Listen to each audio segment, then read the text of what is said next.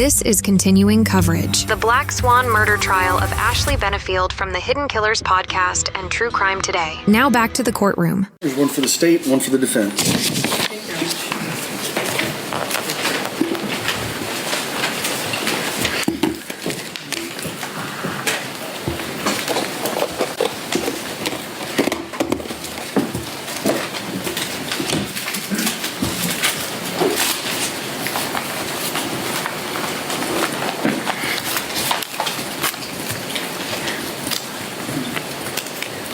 All right, state, call your next witness.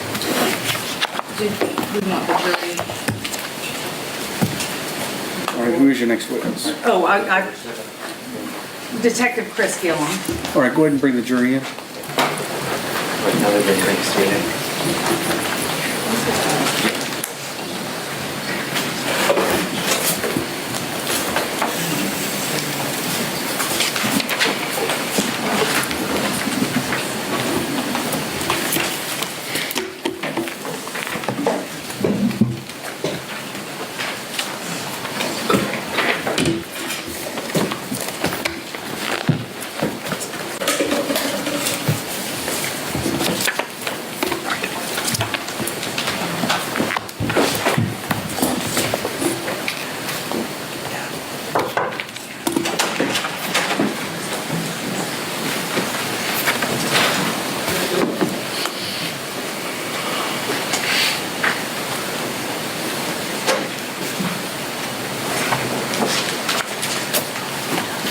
All right, y'all can have a seat. Welcome back, everybody, as you're finding your chairs. Anybody talk about the case back in the jury room, talk about the case with anybody outside the jury, or do any research on any of the things we talked about? Everybody says no. State, call your next witness. Detective Chris Gillum.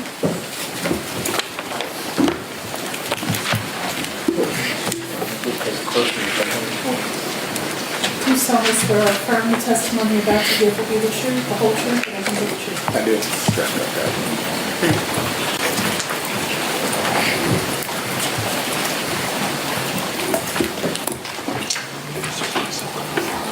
Hello, sir. My name is Judge White. I'm presiding over this case. Just make yourself comfortable in that chair. Get about 12 to 15 inches from the microphone. It does adjust up, down, left, right as you need. And just speak in a loud, clear voice, and it should pick up everything. Yes, sir. Good afternoon. Good afternoon. Please state your name. Chris Gillum, Gillum. Where do you work? Manatee County Sheriff's Office. How long have you worked there? 22 years. And did you work somewhere else before for several years? How many years? Yes, City of Palmetto Police Department for 12 years. Okay. And what position do you currently hold at Manatee? I am currently a domestic violence investigator. And how long have you been in that unit? 12 years. How, I said in that unit, but if you could just describe, does Manatee County Sheriff's Office have a unit for domestic violence? Yes, we do. We have 4 detectives. Okay. And where and how is that unit housed? We are housed at our building is the 3500 block of 9th Street West is the actual address. And within our building, it's my unit and the Crimes Against Children detectives as well. Okay. Were you in that same position back in 2017 to 2020? Yes, I was. Okay. Back then, did your department house Child Protection Services? Yes, at that time we did. Okay. And explain that. Were they with you in the same area, or how did that work? No, they were on the other side of the building. We had our own area, and they were on the completely opposite side of the building. And were they actually employees of the sheriff's office? Yes. Did you do a lot of stuff with them together? A lot of investigations together? The domestic violence unit, we did not. Every so often, that was mostly the Crimes Against Children detectives that worked with them. And as a domestic violence detective, have you investigated violations of injunctions and that type of thing? I certainly have. Okay. Now, sometimes when someone is asking for an injunction, or when an injunction is violated, it can be charged criminally, correct? Correct. Okay. Or they can take other avenues to address the violation. But you're not involved in that other avenue if it's a different court, correct? Yes, I'm not involved in that. Did you become familiar at some point with someone named Ashley Benefield? I did. And when was that? December of 2017. Generally, what were the circumstances, without it getting into a lot of detail? She reported that her husband violated an injunction that was in place out of South Carolina. Okay. And that came to you? Correct. And we've heard several mentionings of poisoning. Did this this have to do with the same issue? It was the same case, yes, but I had nothing to do with that investigation. Okay, so the poisoning itself, you didn't have any contact with. It was just the violation of injunction? Correct. Okay. Did you speak to Ashley? I did. How many times would you say you spoke to Ashley?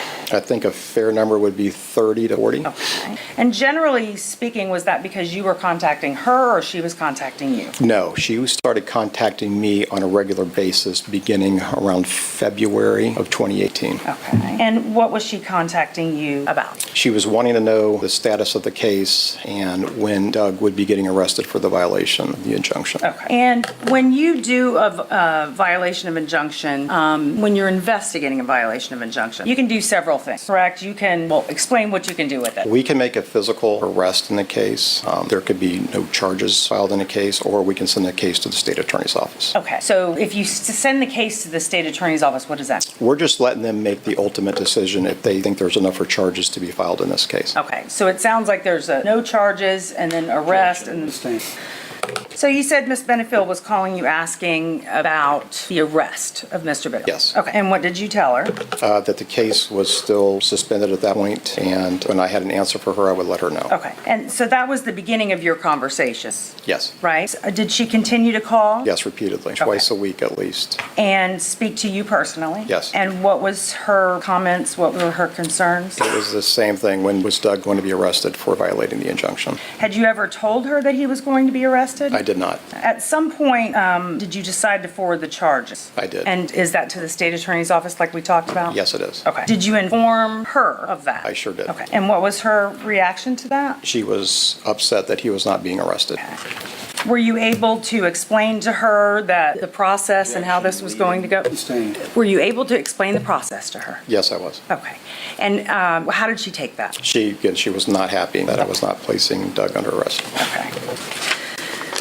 At some point, did you speak to Ashley Benefield again, and she told you about a court hearing? Yes. Okay. Approximately when was that conversation? you Around had? the first week of May 2018. May 2018. And what did she say? She just got right into the phone call and requested that I arrest Doug for a hearing that was coming up in Manatee County. Okay, you just said arrest for a hearing. Yes. But arrest at a hearing? Yeah, said there was a upcoming hearing in Manatee County. Okay. And was that hearing involving your case or something else? It was something else. It was not my case. Okay. Did you know that there was a hearing or there was even a court issue going on? I did not. So she told you there was a court hearing, and did she tell you when it was? No, that just shows there was an upcoming hearing, and she asked for me to arrest Doug when he came inside the courtroom in front of the presiding judge. Okay. And what was your reaction to that? That absolutely would not occur. Okay. And how did she take that? She was upset, and at that point, I would call it a dramatic cry, hysterical cry started happening, and I'm still informing her, we're not going to do that. We're just not going to arrest him in the courtroom. And she made a comment,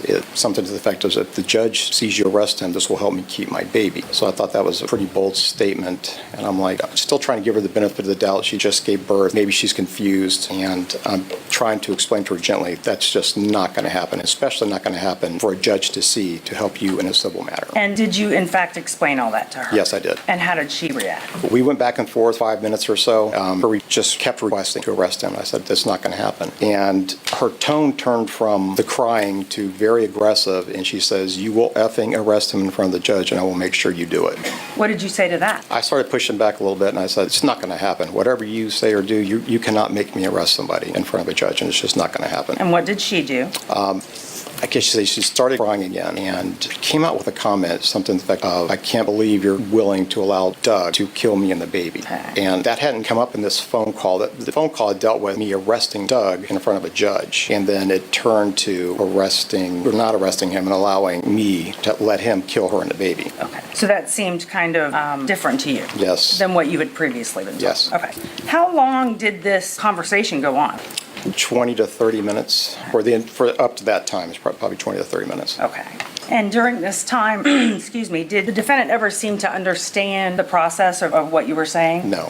And at some point, did she change from crying again? She did. What did she do? It just abruptly changed, and she let out like a screech or a high-pitched scream. And she says, "I'll do whatever I have to do to kill my baby, or keep my baby, you a-hole." Okay, so it's a high-pitched scream, or did you say scream or screech? Like a screech at first, but it was I'll call it a screech. A screech. Yeah. And tell me, what volume is this? I could just say it's a very loud, maybe top of lung type scream. Okay. Could you demonstrate to us? It's impossible. There's no way I could.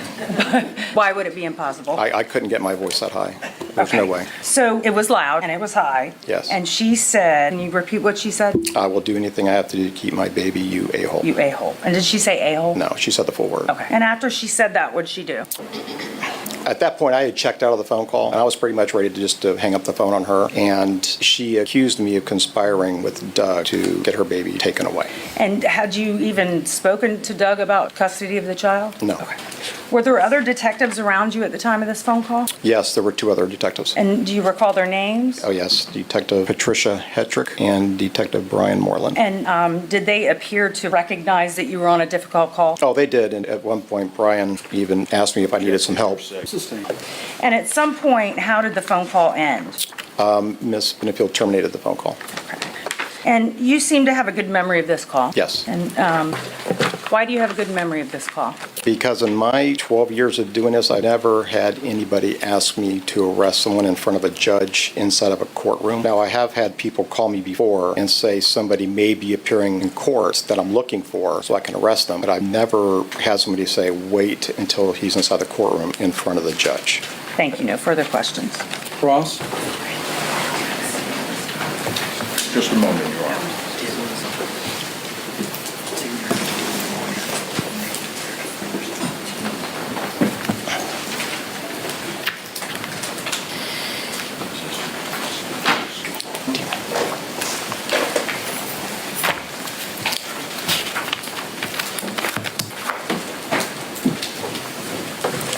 Afternoon, Detective Gillum. Good afternoon, sir.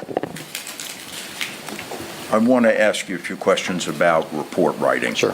Do they teach that to you in police academy? Sure. Back in 1989, they did, yes. Okay. It's obviously an important part of police work. Sure. How many cases would you say could you average that you handle in a month? 20, Okay. And over the course of a year, we're talking about 300 close. So are you familiar with the saying that they give you in police academy, if it's not in the report, it didn't happen? I've heard that before, yes. All right. And that's because the report is obviously more reliable than your memory. I could understand that, yes. All right. At 20 cases a month, 2.5 years later, you're into like 600 cases. If you got your report, you can refresh your recollection rather than have to recall off the top of your head. Sure. Which is why you want to put critical details in your report, because that's what you want to remember. Correct. Not necessarily that somebody had on mismatching socks, but that they had something that's significant to the investigation. Sure. All right. So your initial involvement, you told us in the case, is speaking with Ashley Benefield on or about May 31st of 2018 regarding the domestic violence injunction in South Carolina. That wasn't the first time I spoke with her, no. There were several incidents I spoke several times I did. Did you speak with her on or about the 31st of I was May? prior to that. Okay, about the South Carolina injunction. Yes. All right. And just to be clear, we're talking about the same thing. There was a court that had issued an injunction in South Carolina, stay away from one another. Yes, in South Carolina, that is correct, sir. Okay. Now, at some point, did you bring any of the reports that you wrote with you here today? I did. Do you recall how many you wrote? Supplemental reports, 3 or 4. Yes. All right. So initially, if I can ask you about the sequence of these events, Ms. Benefield had gone down to the Manatee County Sheriff's Office to complain about a package that she received because it came while the South Carolina injunction was in effect. Yes. All right. And it would have been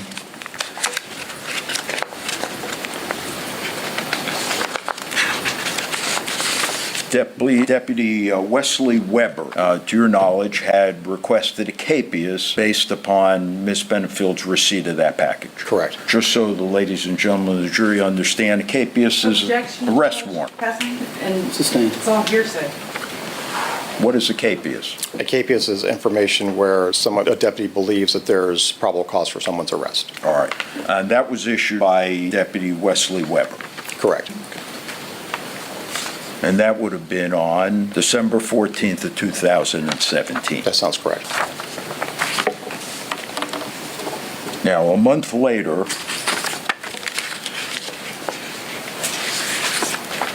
well, actually, several months later, on May 31st of 2018, Objection. It calls for hearsay, but I apologize. I'll let him finish the question. did you write the first of your supplemental reports? Yes.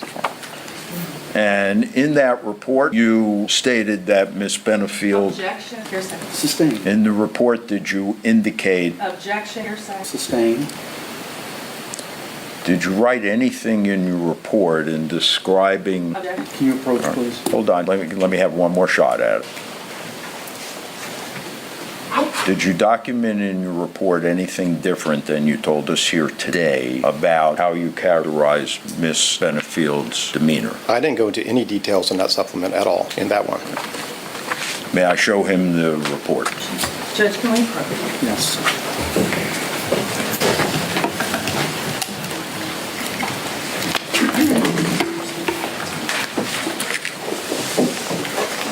During that time, Detective Gillian, back in May of 2018, you overrode Deputy Wesley Weber's capias request, correct? I did. Okay. And you put the case on an inactive status. Yes. And I think you decided, as you told us, it would be submitted to the state attorney's office. That is correct. Now, on June 5th of 2018, you interviewed Douglas Benefield, did you not? Correct. And he admitted to you. Objection, hearsay. Sustained. What was his position with respect when you asked him, Objection, hearsay. Finish the question. did you send the package to Ms. Benefield? Sustained. Did you make a determination from your conversation with Mr. Benefield whether or not the package had been sent to Ms. Benefield? Objection, relevant. Overruled. Can you ask the question again, please? Sure. Did you make a determination as a result of your investigation whether a package had been sent to Ms. Benefield? Yes. Did you make a determination as to who sent it? Yes. Douglas Benefield. Did you make a determination of what the contents of the package were? It was a T-set. And was hazmat called? Objection, Judge. Hearsay. Sustained. As part- Did you say hazmat? Yes, sir. As part of your investigation, did you make any determination whether or not there was a response by Objection. any other agency to this package that was sent to Ms. Benefield? Objection, hearsay.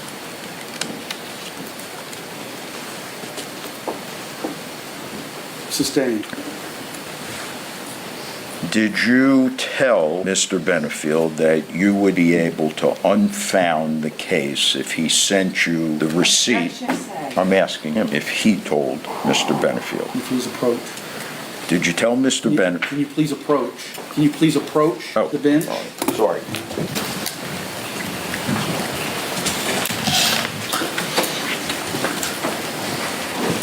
I think the last question I asked you was, did you tell Douglas Benefield you could unfound the case if he sent you the receipt for the sending of this package of tea? No.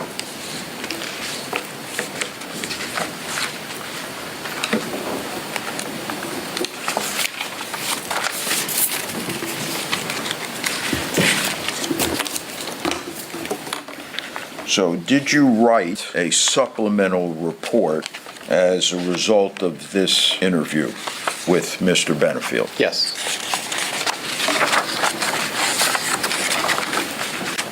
And this would have been on June 5th of 2018. That is correct. Now, did you put and document in that report anything about Miss Benefield? I would have to look. You don't mind, I can certainly. Please.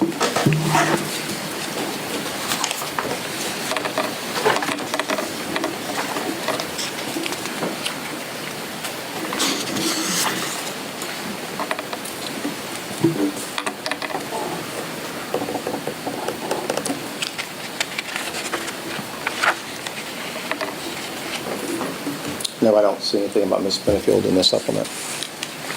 Okay, you did determine, though, that the package, once you got the receipt, you determined the date the package was sent? Yes. And that was on when? November 27th, which is when the injunction was signed off on by the judge. It was the same day. But you also determined that the hearing on the injunction was November 3rd, 2007. That was the hearing, but the judge did not sign off on this until the 27th, which was the same day, so. Right. But at the hearing, Mr. Benefield was present when the judge announced. Yes, when he announced, but it was my understanding it's not in effect until the judge granted his signature on the 27th, which is the same day that Mr. Benefield sent out that TSET. Okay.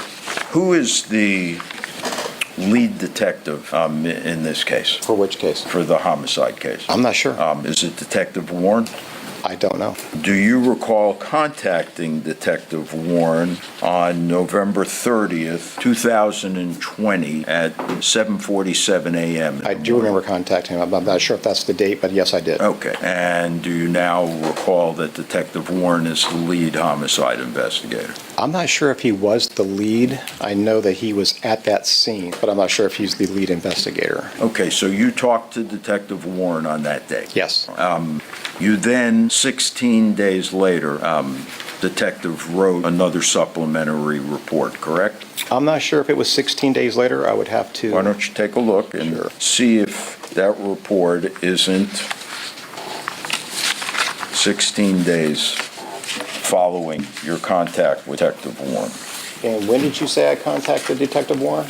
You contacted Detective Warren on September 30th, 2020 at 7:47 a.m.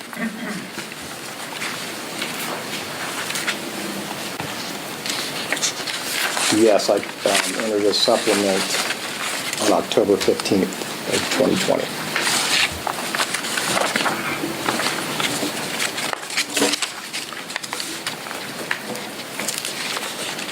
Okay. Now, following your conversation with Detective Warren on that day, September 30th, 2020, at 7:47 a.m. in the morning, you write a third supplement, do you not? Correct. And it's dated October 15th, 2020. That is correct. 16 days after speaking with Detective Warren. That is correct. In that supplement, you list, do you not, the details of what you described today about how Miss Benefield behaved? That's correct. So let's make sure we understand this now. This is 2.5 years following the discussion that you related to the ladies and gentlemen of the jury of Miss Benefield's response. 2.5 years later, you remember the details of the conversation. Absolutely. And exactly what she said. Quotes. You quote her. Yes. But you never mention one word of it in your supplement that you wrote on June 5th of 2018. You are absolutely correct.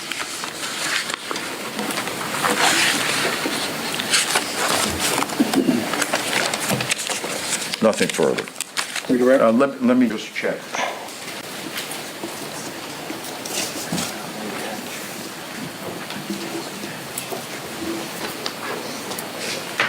Okay, that's all. Thank you. Redirect? Why didn't you add that information to your supplement back in 2018? In my initial supplement, which was May 31st, I did put in that supplement that she demanded an arrest be made in the courtroom when he appeared. At the time of my interaction with her, I didn't see anything she said at that time as a direct threat to Doug. It had no relevance to my case. I saw this as her just having this massive meltdown because she wasn't getting her way with me. So at that point, it was just not relevant for my case. There was no reason, but circumstances have changed. I thought that's information that needed to be heard. Okay. So, and what circumstance? Obviously, Mr. Benefield is deceased at this time. And her words at that time may have had an entirely different meaning. I did not take it as a threat. I took her saying that I'll do whatever I have to do to keep my baby, you a-hole, as my manipulation attempt for the court system. Not that she was going to create any harm to Mr. Benefield. Now, she never mentioned anything like that. She was never any threats. But I just took that as a manipulation attempt. When she wasn't getting her way with me, it was a meltdown. And there was just no reason for me to put that in my supplement that she was having this massive meltdown because I wasn't going to buy into it. And so after she murders Doug Benefield, you thought it was relevant, obviously. I thought that was very relevant information that needed to be heard. And did you reach out to someone about that? I did. Or did they reach out to you? I reached out to him. You reached out to Detective Warren, Yes. correct? Okay. Thank you. No further questions. Detective Warren directed you to write this up? Absolutely not. I wouldn't take orders from him to begin with. And 2.5 years later, you remembered that she said specific things. This will help me keep my baby if the judge sees you arrest him, quote unquote. Yes, because it's a very, very bizarre comment I've never heard before in my career. That's like 600-something cases later. That's fair. That's all. Okay, can you be released from the subpoena? Yes. Sir, you're released from your subpoena, you're free to go. Thank you, sir. No, I'm sorry, Judge. You are sorry. Detective Gillum, hold on. Sir, you have not been released from your subpoena. The rule of sequestration has been invoked by the attorneys. That means that you cannot discuss with anyone your testimony here today, the questions that were asked of you. With the attorneys, parties, anyone else, you can't talk with other witnesses about their testimony or the questions that were asked of them. You can't watch any of the proceedings that may be online. You are still sequestered pursuant to your subpoena. Yes, sir.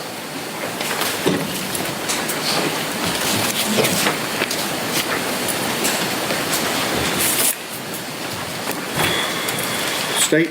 State calls Detective Brian Moreland.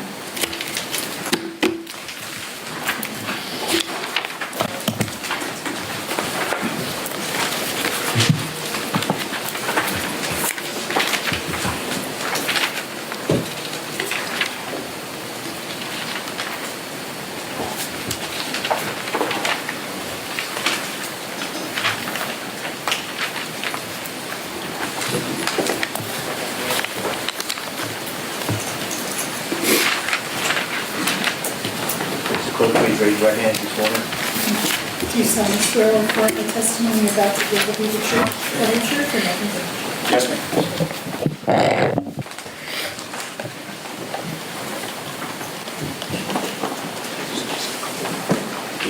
Hello, sir. Hey, how are you, As the sir? deputy said, just make yourself comfortable in that chair. Get about 12 to 15 inches away from the microphone. It does adjust up, down, left, right, and if you're just speaking a loud, clear voice right at the microphone, it'll pick everything up. Thank you, Your Honor.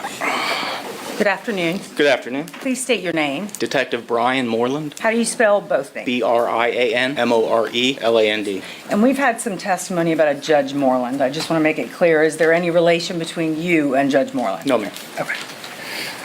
What is your employer? Manatee County Sheriff's Office. How long have you been there? Since 2004, What is your current position with them? I'm a crimes against children detective. How long have you done that job? Since January 2011. And crimes against children, is it known by an acronym? CAC. CAC, okay. So if you hear CAC detective, that's what we're talking about? That's correct. All right. So you've worked in that capacity for several years. So you were working in that capacity between 2017, 2019? Yes, ma'am. Okay. What does the CAC unit investigate? Any crime that involves a child, or any crime against a child, I should say. Sexual abuse, physical abuse, malnourishment cases, things of that nature. And we heard that your office, you share an office space with other departments? Yes. And what are those The departments? domestic violence unit is also in our office. Okay. And back then, 2017 through 19, there was another entity in there with you. The Child Protection Services, were they in your? Oh, I'm sorry, yes. DCF was in there. DCF, okay. I apologize. The letters have changed over the years, so. Obviously, yes. All right. Did you do a lot of investigations alongside, specifically DCF or Child Protection Services, is what I call it? So being in a crimes against children unit, we often work very closely with other agencies, DCF especially. My job as a law enforcement agent is to investigate crimes, basically. The child protection investigators, their job is to protect the children and offer services when needed. Okay. So they have different goals? Correct. All right. When there's an allegation of child abuse, just generally, what is the protocol? To who investigates, who gets the information? Like, how does that go? Generally, a report will come through the abuse hotline.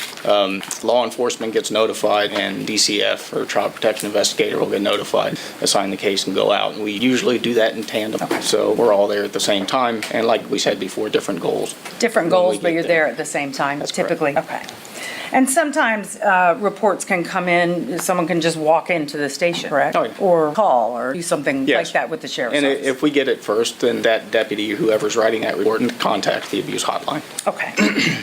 So I want to talk about, well, first let me ask you about Detective Gillum. So you said you're with the domestic violence unit. That's right. Do you know Detective Gillum? I do. Have you worked side by side or at least in the We've same worked in the space? same office for many years, yes. Okay. And he just testified about a phone call that he had that he remembers quite well. Yes. Do you recall him having an interesting phone call? I remember the phone. Yes. Okay. Were you sitting there? We shared a cubicle wall, so we couldn't actually physically see each other, but we could hear, obviously, everything that was going on. Okay. And did this seem like a typical phone call that he He seemed quite exasperated at the end of that phone. Okay. At the time, did you know who Ashley Benefield was? Yes. Did you later become involved with Ashley Benefield with reference to CAT? Yes. Okay. And around December 2019, were there several investigations that came in, started a series of several investigations that came into your department? Yes. Okay. So I want to ask you about the first report or the first investigation. About when was that? I refer to my report. Sure, go right ahead.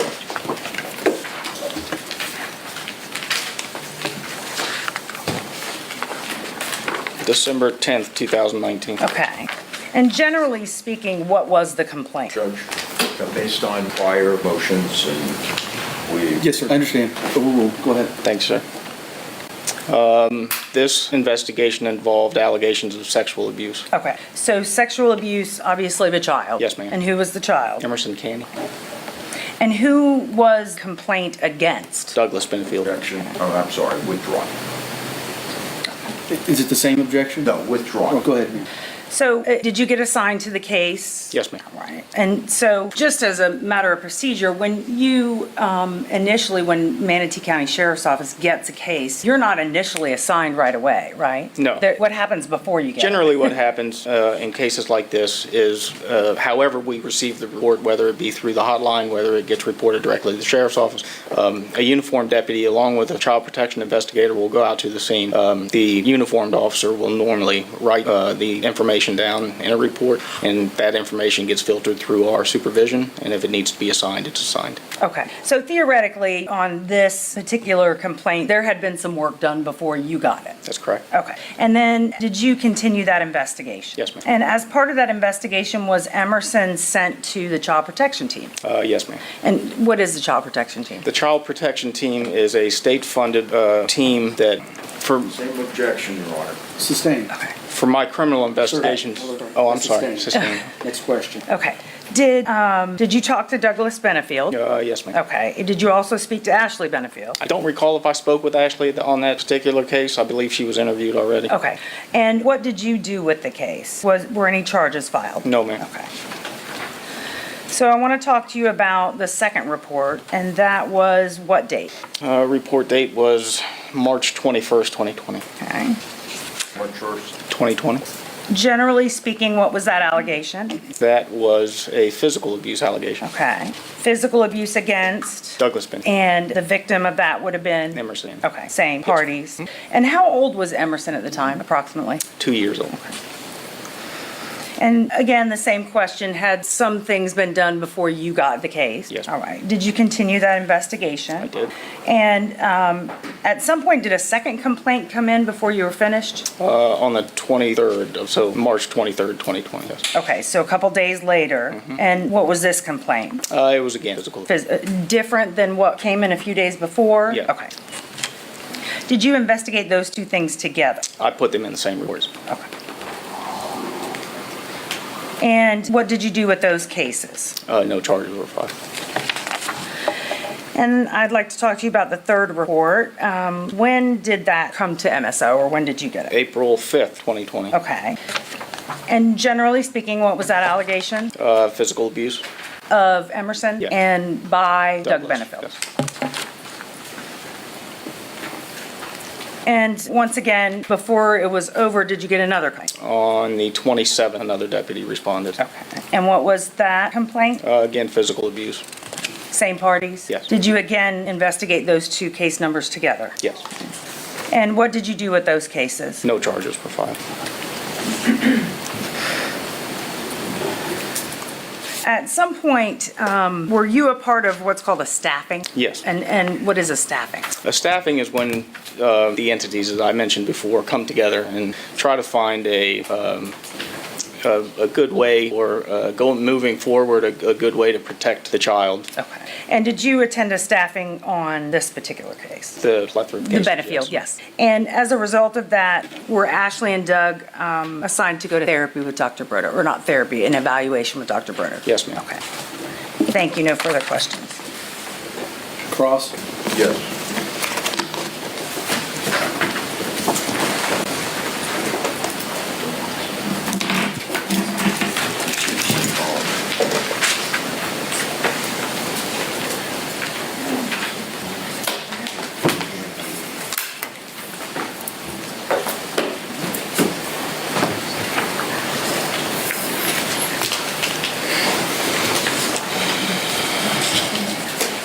Just a few questions for you, Yes, sir. Detective Moore.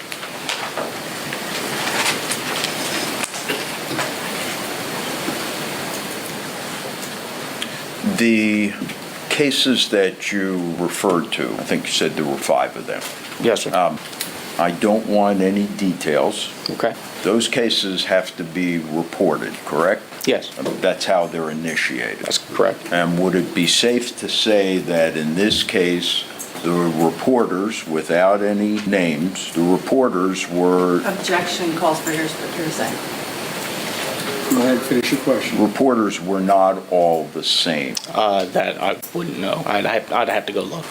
Do you have the reports with you? I do have the reports with me. Why I don't don't you? know. I don't know if it's going to tell me who the reporter was. Whether it. Clicking something over here. If you are, please stop. I don't. Go ahead. I don't want to know names. Okay. Okay? The names are confidential, are they not? That's correct, Okay. yes. I just merely want you to tell us whether or not, in fact, the reporters were different individuals. Would you search your I can files? look. I don't think the reports Yeah. are going to tell me, but Judge, I'll reject hearsay. Right now, the question is just, Whether the reports were from different Oh. individuals.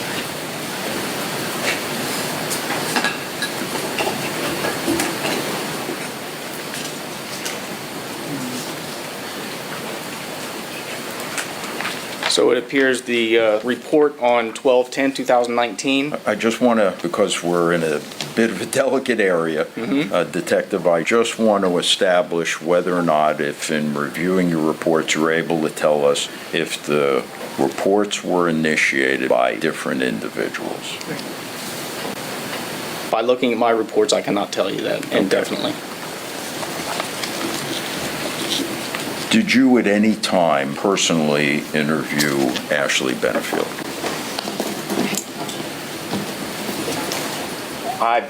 I may have. I don't recall if I ever interviewed Ashley. I know I interviewed Douglas quite often.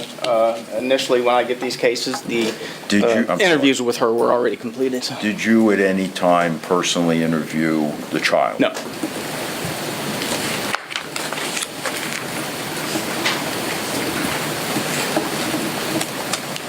I don't believe I have anything else. Let me just check, Your Honor.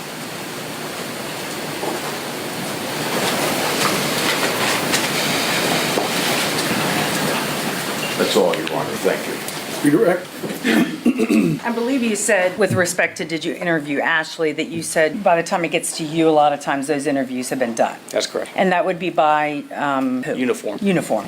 And then he asked, did you interview the child? Do you normally interview children? No. What is the protocol for children? Forensic interviews are done by child protection team. Okay. And so generally speaking, you wouldn't say you interviewed children. No. And was this child of an age to be interviewed anyway? No. Okay.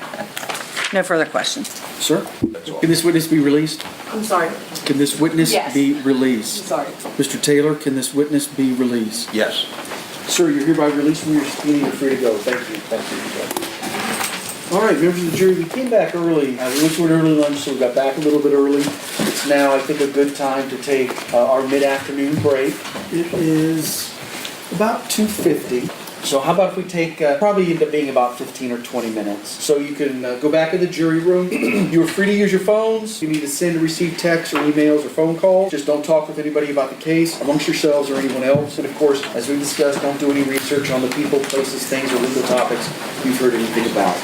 Stretch those legs and we'll see you back in a little bit.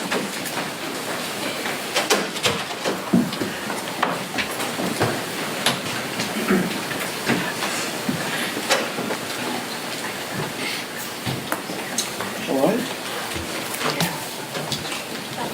Jury's out. You can have a seat. State, looking at the list in front of me, 1, 2, 3, 4, 5 more on the list. Yes. Yes. Yes. I have a question about that. Yes? So we've had Dr. Vega kind of on hold, and so I don't know how far we'll get with these next 3 witnesses. I could have him come here, but my question would be is if it was gonna take us past 5, if he comes, can we still do it? Because he's very busy and I hate to take up so much of his time. Or would Your Honor rather, because I know you wanted to deal with some other things, would you rather me tell him first thing in the morning? I know you don't know how long these witnesses are gonna take. I can tell the court that Dr. Broad is going to be up there for a while. And so my question is, if I have him come, can we deal with him today? Or do you think once we hit 5 o'clock, if it's before him, you're gonna wanna go home? Which I understand either way. Yeah, I would imagine that if it starts pushing 5 o'clock, we'll probably break and start again tomorrow. Yes, sir, okay. Okay, that's the schedule, that's all I had. Okay. I do have something else, if you don't mind, not as scheduling. So the clerk was kind enough to unseal your order, but the items that were attached are evidently in that room, locked up, and so I just don't know how we could get a copy because I haven't seen them. And so I just want to address it with the court of how to get a copy. The evidence clerk is making copies. Oh, good. Perfect, thank you. Thank you, Judge. Thank you. All right, anything before the break? No. Right. Yes.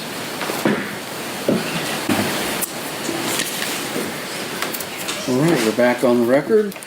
State ready? Yes. Defense? Yes. All right, let's go and bring in the jury.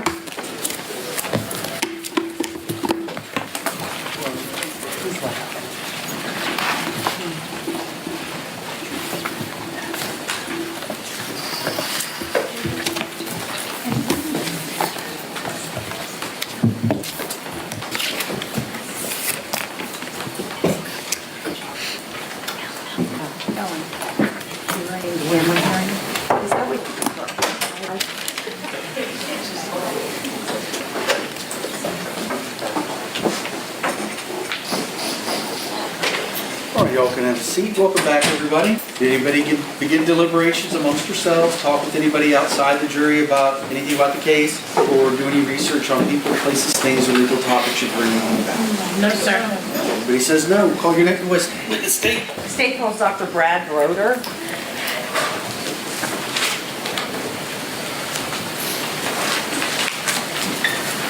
Stand here, please, sir. Face the clerk. Raise your right hand. You sworn in?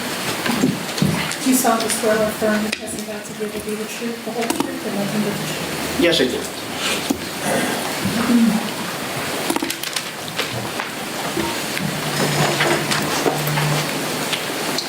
Thank you.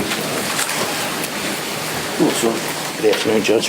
My name is Judge White. I'm presiding over the case. as the deputy said, just make yourself comfortable in that chair. You want to be about 12 to 15 inches from the microphone, so you can probably scoot up just a little bit. Adjust this left, right, up, down. And just speak in a loud, clear voice. It should pick up everything. If we hear you breathing, you know you're too close. Fair enough. Bless you. Good afternoon. Good afternoon. Judge, just for the record, we renew all prior objections. Yes, sir. Overruled. Please state your name. Brad Stephen Broder, How do you spell your last name? Broeder. What is your profession? I'm a psychologist, clinical psychologist licensed here in the state of Florida and in New York State. And how long have you been a clinical psychologist? I got my PhD in clinical psychology back in December of 1986.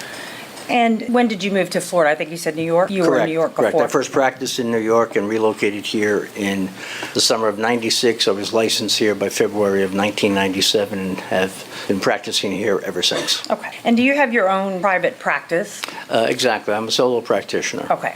Do you also do some, what I would call consulting work for the Child Protection Team or Child Protective Services?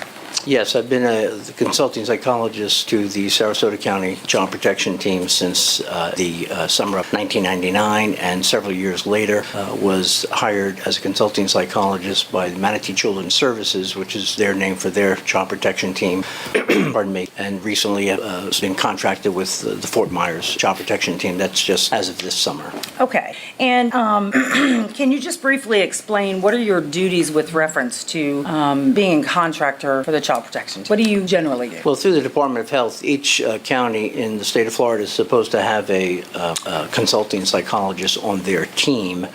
And that is for several reasons. One, it helps out with supervisory cases if on an as-needed basis, as well as once or twice a year, there's supposed to be in-service trainings where you conduct seminars, do presentations to help the staff there.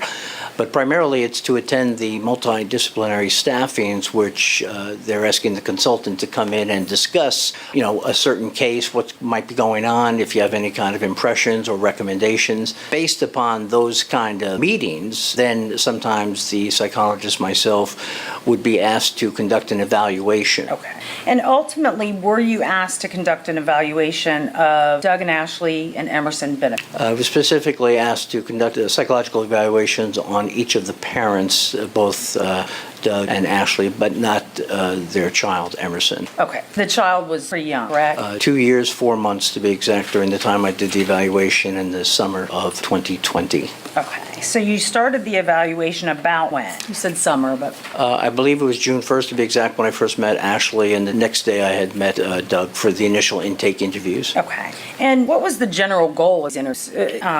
You eventually were going to report back, I would assume, to the entity that hired you? Yes. Each psychological evaluation is meant to be submitting a report with diagnostic impressions and recommendations based upon the data that's been collected. The evaluation is based upon whatever the CPT recommendation was, meaning referral for the recommended evaluation. In this case, Manatee Children's Services had specific questions about each parent. Okay. So, and your evaluation is generally focused toward the best interest of the child. Would that be a correct statement? Yes, absolutely. Okay.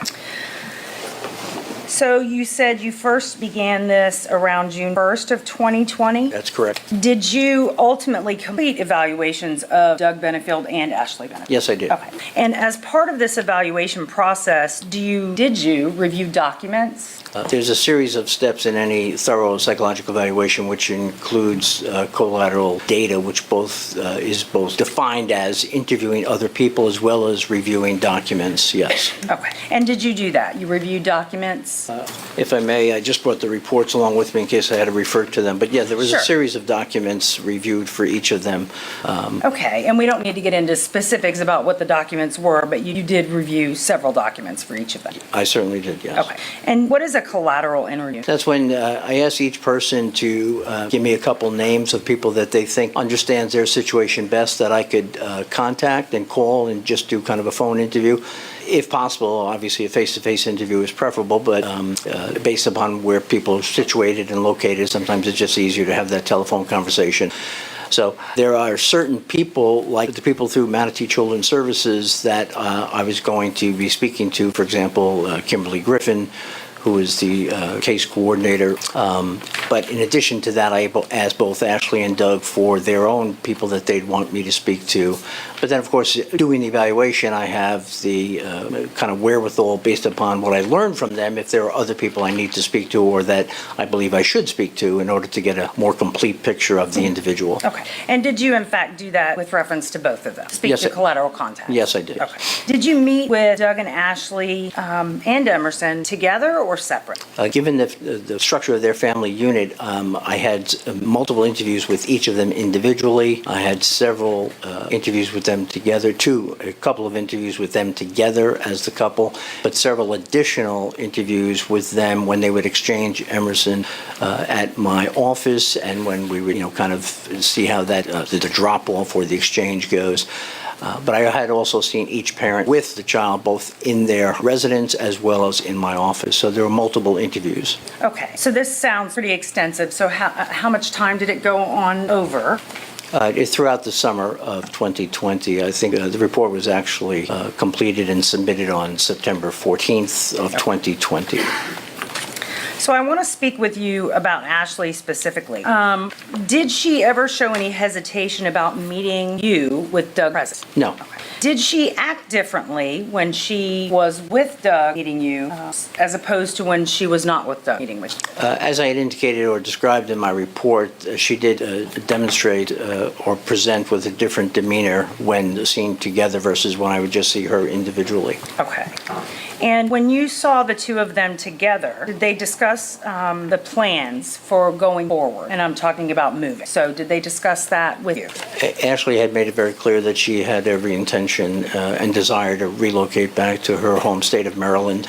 Doug had the impression that this was something that he too could do because he had some connections through the Defense Department and some of the work that he did. He felt he'd have more clients up there, so he was perceiving that as he shared with me, a fresh start that they could reconcile and be together in Maryland. And when Ashley and Doug met with you together, did Ashley indicate that this was the plan, that they were moving all together as a group? Ashley had no intention of moving together as a group. She had every intention of moving with her mother and Emerson and becoming situated in her grandmother had passed away and the mother had inherited the house, so they had their residence established, so she had that plan. Okay.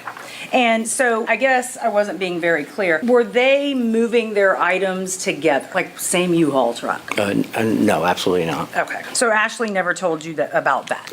Quite to the contrary, she made it clear that she did not want him to move in, regardless of what he thought or whatever he was planning. That was not part of the plan. Okay. And when she was alone, she would indicate to you those things that you just described? Or Yes, did she indicate that when she was with Doug? When she was with me during our individual meetings. Okay. When she was with Doug, how was her demeanor? How was her attitude about those issues?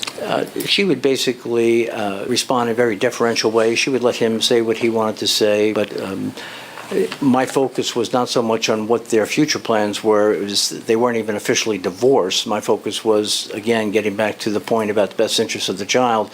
Child protection team is, how do we get this family out of this stressful situation and then create something that's going to be better for Emerson? Did Doug, during your joint sessions, did Doug express in front of Ashley that his hopes that moving forward this was going to be an attempt at reconciliation? Did he express that in front of Ashley? Yes, he did. Okay. Did Ashley ever correct him and say, whoa, wait a minute, no, we're not doing that? Not really. I think the closest she ever got to that was to kind of say, well, just kind of slow it down and, we'll talk about that later, and that's, that kind of thing. She would kind of deflect attention away from that. Okay. And did she ever say in one of her individual sessions with you, did she ever say anything to you about she was running out of time and needed to move to Maryland or something like that? Do you recall? Yes, we had that discussion in one of the sessions. And can you just explain what she said about that? In essence, she was very frustrated and concerned that... I understand that it's called quitting. More continuing coverage is on the way. The Black Swan murder trial of Ashley Benefield from the Hidden Killers podcast and True Crime Today. Press subscribe now.